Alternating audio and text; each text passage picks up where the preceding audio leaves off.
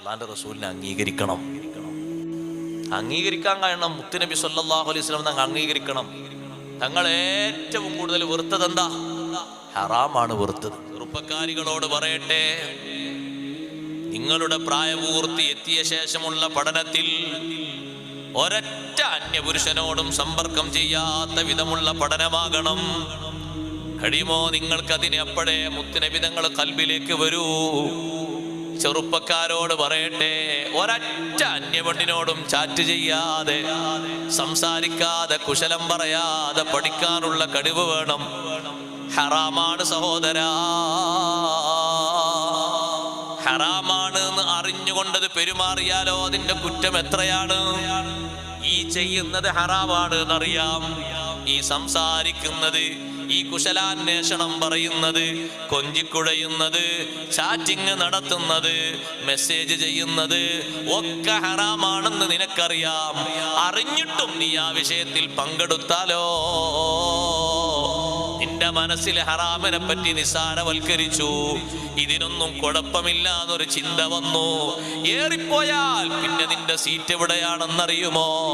നീ മുർത്തദ്ദാണ്. ദീനിന്റെ പടിയിൽ നിന്ന് നീ പുറത്താണ്. മുർത്തദ്ദിന്റെ സങ്കേതം സ്വർഗമല്ല, നരകാഗ്നിയാണ്. മുർത്തദ്ദായവർ കിടക്കുന്ന നരകത്തിലാണ്. അതുകൊണ്ട് സഹോദരങ്ങളെ പറയട്ടെ, വീണ്ടും വീണ്ടും ആവർത്തിച്ചു പറയട്ടെ, ഹറാമിന്റെ രംഗങ്ങളിൽ നിന്ന് മാറി നിൽക്കണം.